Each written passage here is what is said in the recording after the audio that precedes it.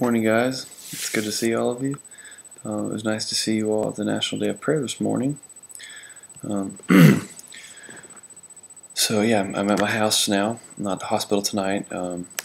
My parents are out of town for a couple of nights, so that's why I'm taking school off because I need to be with Hattie and take care of her. So we're actually back at our house tonight, Hattie and I. So hence the different surroundings that we're in. So unfortunately, you won't get a fight this week. But hopefully you get some interesting stuff. There'll be plenty of fights in our lesson that we're talking about. If you remember yesterday, we were talking about the terrible 3rd century, and just in fact how terrible it actually was. And we were talking about the fact that in 50 years there were 22 emperors, 20 of which met a very violent end. And so things were really bad. The 4th century brought about quite a bit of change and quite a bit of renewed hope for the Romans. Of course, we know that the Roman Empire fell eventually, not around today, but the 4th century brought for the Romans just a new lease on life, just a whole different way of viewing things, a new system of government, a completely new system of government. So hopefully there'll be some interesting stuff for some of you here. So let's push in. If you'll get your notes out. It's called Roman Empire, Late Roman Empire, Diocletian. Now I know you might be thinking that we went pretty quickly from early Roman Empire to late Roman Empire. Well, we did not spend a lot of time on that 3rd century because, we had 50 years with 22 emperors. We just didn't have a chance to go through and talk about all of the little guys. So we did push through quite a bit. We talked to a lot of emperors, not all of them, not even close. But I feel like we've had a pretty good run there. And so we're into the late Roman Empire. We're getting towards the end. There's still several more emperors to come, but we're really going to be focusing on 2 more. It's Diocletian and Constantine. But there'll be a few others that I mentioned that come in between them before and after. So late Roman Empire, Diocletian. Let's start off here with Roman numeral 1, letter A. So like I said, Roman numeral 1 is a violent entrance. So letter A under Diocletian here. Diocletian was a brutal military leader. Diocletian was a brutal military leader. Now, I know you're probably thinking, why isn't he telling me why he was brutal? Well, that's the next point here. Letter B. He gained the position of emperor by murdering at least 3 other leaders. So, that's why. He gained the position of emperor by murdering at least 3 other leaders. We talked about this, rough 3rd century. Well, he essentially cleaned house. Now, that's not a good way to do it. We all know that murder is bad. And so this guy, he may be the best leader in the world, but it doesn't excuse the fact that he murdered multiple leaders. So letter B, one more time. He gained the position of emperor by murdering at least 3 other leaders. So, when you have that kind of guy ruling, remember, these Romans are coming off the terrible 3rd century. They're probably thinking, oh my gosh, you've got to be kidding me, yet another one. 50 years, 22 emperors, this guy was going to be number 23. He was going to be as rough as they came, violent, brutal. That's what they thought. So letter C, the people of Rome assumed that his time as emperor would be marked by epic violence. The people of Rome assumed that his time as emperor would be marked by epic violence. Once again, it's pretty clear that it's a pretty safe assumption to think that he probably would be a violent and cruel leader because of the way that he gained entrance. The people of Rome assumed that his time as emperor would be marked by epic violence. Now, was his rule marked by epic violence? To a degree, yes, it was. But he was an excellent leader. So he kind of surprised everyone by being a good leader. He was still a very violent man. Once violent, unless you have a drastic change, you're probably still going to be violent. But he surprised everyone that he actually fulfilled the position of leadership. He actually led the Romans. Remember, they hadn't really had any leadership, real leadership, since Marcus Aurelius. I mean, you could say Septimius Severus. We talked about him yesterday. Was a leader. He was pretty good, and there were a few others, but for the most part, not a lot. So letter A under the Tetrarchy. Letter A, Diocletian surprised everyone by forming a new system of government. Diocletian surprised everyone by forming a new system of government. So, he's completely redid everything. because multiple reasons I'll explain in just a moment. Diocletian surprised everyone by forming a new system of government. So, B, he split the empire into 2 provinces. He split the empire into 2 provinces. Now, the empire had kind of already started been leaning towards 2 sections because it was so vast, and because there hadn't been any leadership, you'd started to see the empire sort of start to kind of disintegrate a little bit. We talked about that, things falling apart. And so he decided he was going to set up 2 separate sections of the empire to try to help strengthen it. So number 1 is Eastern Empire, number 2, Western Empire. Number 1, Eastern Empire, number 2, Western Empire. So you have here multiple empire. Essentially, like I said, the empire is now split into 2, and so you're going to need multiple leaders if you're going to split it up. And he did it because he wanted multiple leaders. He knew that to actually effectively run the Roman Empire, you can't just do it with one guy. You needed multiple. You needed more than one person to run the show. Otherwise, it wasn't going to get done effectively. So, letter C. Each empire had 2 leaders. Each empire had 2 leaders. So not only is he putting a leader for each side, he's going to put 2 guys for each side. All right, this is almost going back to the Republic days where they had the concept of 2 consuls in order to keep each other in check and to help each other out. He had another goal in mind, which was, it's a brilliant idea, it really is genius.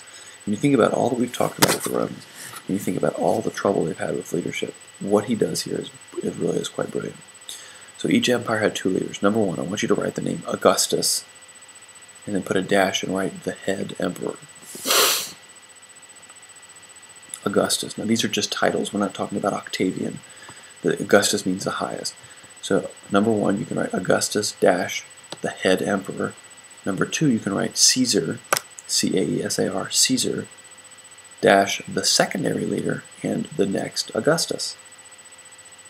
The secondary leader and the next Augustus. So, brilliant plan. You don't have to worry about guys choosing their own heirs because their own heirs are already chosen. They're already there. They had to have chosen. They were forced to choose an heir because the position of Caesar had to be fulfilled. So picture this. You've got 2 halves of the empire. This half over here has 2 leaders. You have an Augustus at the top, and you have a Caesar who rules directly under him as number 2. Emperor over here. You have an Augustus at the top and a Caesar that rules under him. When the Augusti, which is what you call 2 Augustuses, when they die, the Caesars rise up to take their spots, and then they appoint new Caesars. I'm going to tell you all this to write down in just a moment. I'm trying to make sure everything makes sense. So you have essentially 4 rulers, 2 Augusti, 2 Caesars. Each Augustus has a Caesar. And then when the Augustus dies or retires, the Caesar steps in. He's trained, he's effective, he's done a good job already. You have a built-in successor already. You don't have to worry about the mess of choosing a son or picking someone else. And so then you have a new one, they pick new Caesars. So let's write some of that down. Letter D. When the Augusti retired, Augusti is just A-U-G-U-S-T-I. A-U-G-U-S-T-I. That's the plural Latin of Augustus. When the Augusti retired, the Caesars would move up and appoint new Caesars. That's letter D. When the Augusti retired, the Caesars would move up and appoint new Caesars. So, once again, built-in heir.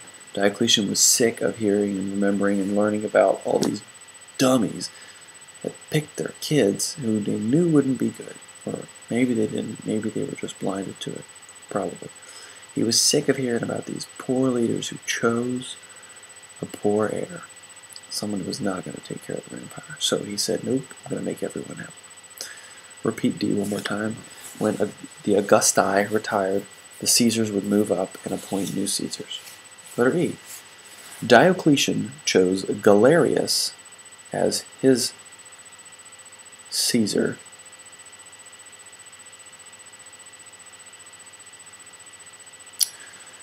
Diocletian chose Galerius as his Caesar. I'll spell Galerius. G-A-L-E-R-I-U-S.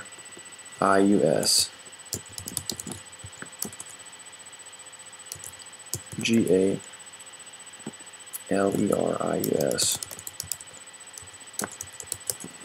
So, we see here this new system of government, this new form where you have 4 rulers, you have 4 different guys running the show. You've got the 2 Augusti, you've got the 2 Caesars, running things. So Diocletian is one Augustus. Okay, so he set up his Augustus. Like I told you, he chose Galerius. Okay, the other Augustus, which we'll talk about in just a minute, his name was Maximian. Okay, and Maximian chose himself as Caesar. So let me go ahead and give you that point. So letter F. Maximian, M-A-X-I-M-I-A-N, M-A-X-I-M-I-A-N. Maximian, and you can put in parentheses, the other Augustus. The other Augustus chose Constantius as his Caesar. Let me spell that for you too. Maximian, parentheses, the other Augustus, chose Constantius, C-O-N-S-T-A-N-T-I-U-S, C-O-N-S-T-A-N-T-I-U-S, as his Caesar. Constantius was actually named Constantius Chlorus, and I think you read about him last night. Speaking of which, please make sure you turned in your history homework, okay? It's very important. Just because I'm not there doesn't mean I'm not going to get it. So if you did it, make sure you've already turned it in. Hopefully you've already done that. So Maximian chose Constantius as his Caesar. So now we have Diocletian and Maximian the Augusti, and we have Galerius and Constantius are the Caesars to take over as the next Augusti when Diocletian and Maximian step out. So letter G. Diocletian was still the most powerful, but he was confident about the security of the empire. So even though he was technically an equal with Maximian, he was still kind of known as the more powerful of the Augusti because he was the one that set it up. Diocletian was still the most powerful, but he was confident about the security of the empire. So for him, even though he was not the number one guy anymore, the only, he had to share power. He was okay with that because he felt like his empire was secure, which is, I hate to say it, it's a sign of a good leader. Okay, Diocletian was a real mess, and he really was a terrible, terrible person. We're about to learn about him if you haven't seen the next Roman numeral, the Great Persecution. He really was horrible as a human being, morally, just bad news. But as a leader, he was quite a genius when it comes to leadership. And last point here, letter H, pretty short point, he expanded the empire. He expanded the empire. So on top of reforming the entire government, setting up new leadership, a whole new deal, he's also expanding the empire. He knew what he was doing. Now, he had to figure out how to get all the Romans on the same page together. He had to sort of get a unifying cause. Okay, sometimes unifying causes happen. Say in our country, for example, September 11th. That was a unifying cause that happened. We had no power in controlling that. We didn't know that was coming, but it unified our country. And then there are unifying causes maybe that don't happen, but people try to get you behind. And so Diocletian didn't have a big event happen. He had to try to rally some support to get the people together. And so Diocletian, he decided that his way was going to be to revive the Roman traditional religion. And he thought, you know what, if I can get all of us sort of teamed up together, if I can get us all to rally around the gods, then maybe that'll work for bringing this together. You know, a great rallying point for us, as in you and I, is Christ. Okay, that's a real rallying point. And we may disagree on politics. We may disagree on, I don't know, all sorts of things. Food choices, film types, what accents sound cooler. We may disagree on all that, but we can rally together under Christ. Diocletian's thinking, you know what? I need to get a whole group of people here that don't exactly think alike to kind of rally together. And maybe I can use religion. Now, you and I, we wouldn't be using religion. That's how we truly feel. Diocletian, he could care less truly about the gods. He was just trying to get everybody together. So, letter A, under the Great Persecution. While trying to revive traditional Roman religion, he wanted to destroy other religious cults. While trying to revive traditional Roman religion, he wanted to destroy other religious cults. Well, that makes sense. If you're trying to revive one religion, you want to get rid of your competition. I mean, it makes sense. It doesn't mean it's a good idea. Let me repeat A. While trying to revive traditional Roman religion, He wanted to destroy other religious cults. So he thought, hey, not only can I get everybody to rally around religion, but I can also get everybody to rally together against these cults and make them the bad guys. We can blame them. Same idea as what Hitler did during World War II. He blamed the Jews for everything. Okay? The Jews didn't do anything to Hitler, but you know what? He needed to get everybody together, and he said, you know what? The reason we're in such a bad place right now, the reason we're financially bankrupt, where we have no military, where we have no leadership, it's because of the Jews. It's their fault. The children of Israel ruined things, and of course that was a complete lie. But he rallied the people around that fact, and he targeted them. Diocletian does the same thing to the Christians. He targets them because they're different, because their thoughts are different, their beliefs are, because they don't worship the traditional Roman gods like he does and like everyone else. So letter B, Christianity became the most persecuted of these cults. Christianity became the most persecuted of these cults. Now, we've talked about how effective Diocletian is as a leader, but I also mentioned about his brutalness, his violence. Well, this is going to come out greatly in his attack on Christianity. And many people talk about Nero being the greatest persecutor. He's not. The Diocletian persecutions were probably the greatest. Maybe Decian, the Decian persecutions under the Emperor Decius, which we won't talk about in this class, but Decius were pretty bad as well. So we do see there are some much worse persecutions than Nero. Letter C, he issued many religious edicts against the Christians. Now, an edict is essentially a formal document, like a law written about something. And so he was trying to make Christianity illegal. Okay, and he was trying to make not only it illegal, because it was kind of illegal ever since, Nero's time, but he was trying to make it strictly illegal and have very specific punishment, generally death, for the Christians. So letter C, he issued many religious edicts against the Christians. But you know what? He was having a hard time getting Christians to come out, because a lot of the Christians were kind of just not rocking the boat. You remember in your Silver Chalice, there was the section where Basil's learning about all the Christians that worked in Nero's palace, and they were like, how do you, isn't it hard? And they were saying, well, no, we're not trying to cause trouble. We want to live quietly. We want to share the gospel. But we also realize that if we are too adamant, too vocal, we're going to die. And we don't want to die unless that's what we're called to do, unless we have to. And so he realized that the Christians were going to kind of keep a low profile. Excuse me, it's kind of late. And so he decided he needed to force them out of hiding. And so his final edict, let me give you D here. His final edict forced all Christians to sacrifice to Roman gods. And anyone who did not was executed. His final edict forced all Christians to sacrifice to Roman gods. And anyone who did not was executed. I'll repeat it again in a moment. He was essentially forcing Christians to do something that they could not do. A true believer back then could not sacrifice to a false god. That went against everything that they believed. They just couldn't do it. And so Diocletian knew that he had found their weak point. Get them to sacrifice to another god when they probably weren't true Christians.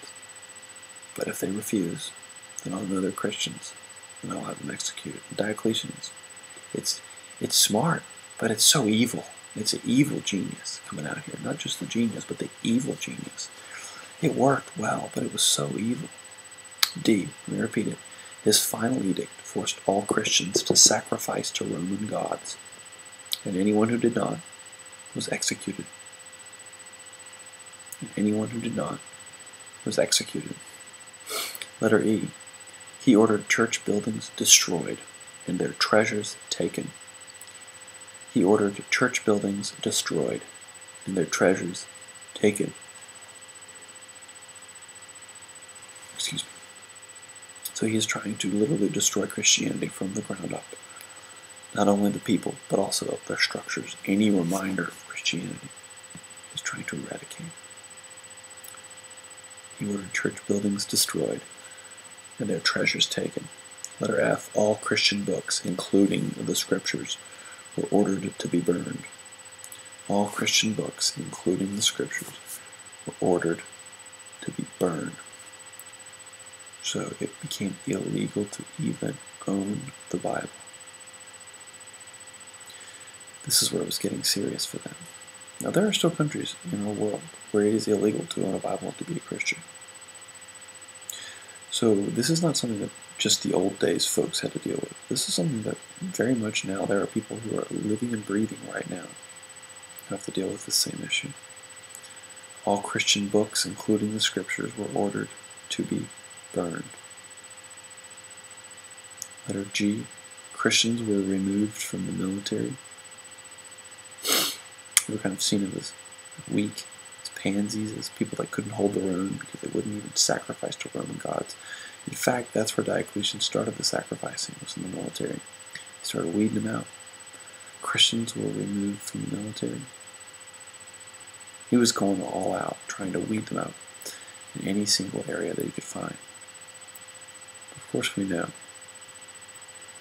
just like with vegetation, with trees, when you prune them back, they may look small for a while, but they will come back with a vengeance.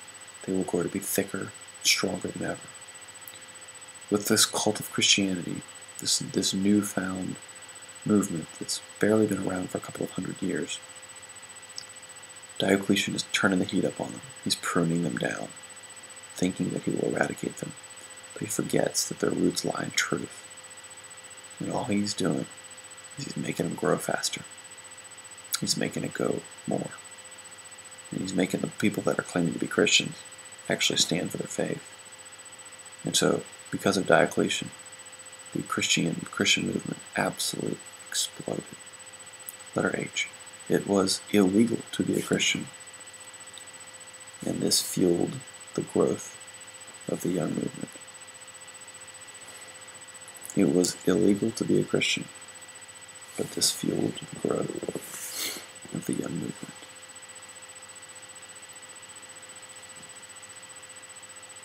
Persecution truly makes you stand up for what you believe. It makes you own it. And these Christians were owning it. There was no sitting on the fence post. There were no lukewarm Christians. Because lukewarm Christians are willing to die for their faith. Only true believers are. Okay, so a new age, Roman numeral 4, letter A. Diocletian eventually stepped down because of a serious illness, and Galerius and Constantius assumed the positions of Augusti. Diocletian eventually stepped down because of serious illness, and Galerius and Constantius assumed the position of Augusti. I'll repeat that again a few times, but you're probably thinking, well, what happened to Maximian? Did he die too? No. Diocletian had the brilliant idea that when one Augusti died or resigned, the other had to. This kept everybody even, kept somebody running away from power, with power. So now you had two brand new Augusti, instead of having one old, one who knew what he was doing, and a new one, you had two guys who were at the same level. So letter A again, Diocletian eventually stepped down because of a serious illness, and Galerius and Constantius assumed the position of Augusti. Galerius and Constantius are spelled up somewhere in the Roman numeral 2 points. Diocletian eventually stepped down because of serious illness, and Galerius and Constantius assumed the position of Augusti. Letter B. He had transformed the government. He had transformed the government. Letter C. He had revived the traditional Roman religion. He had revived the traditional Roman religion.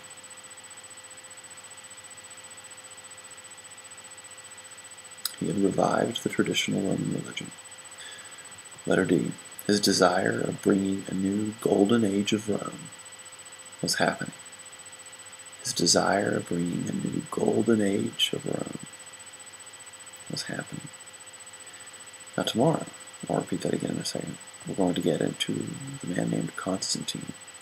Constantine is the son of Constantius Chlorus. And Constantius Chlorus is the man we've been talking about today. And you're probably thinking, wait, I thought you said no sons. Well, you probably thought that wouldn't last very long either. Letter D, his desire of bringing a new golden age of Rome was happening. So we'll actually spend 2 or 3 days on Constantine. Tomorrow we'll talk about Constantine's early life and rise from a young man, his move up in power and getting to take over. Then we'll talk about him as a Christian emperor next week.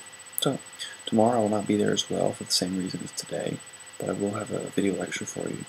And if you have any questions or anything, please feel free to give me a call or send me an email, and we'll get some stuff sorted out for you. So if you guys have any problems with anything, you just let me know.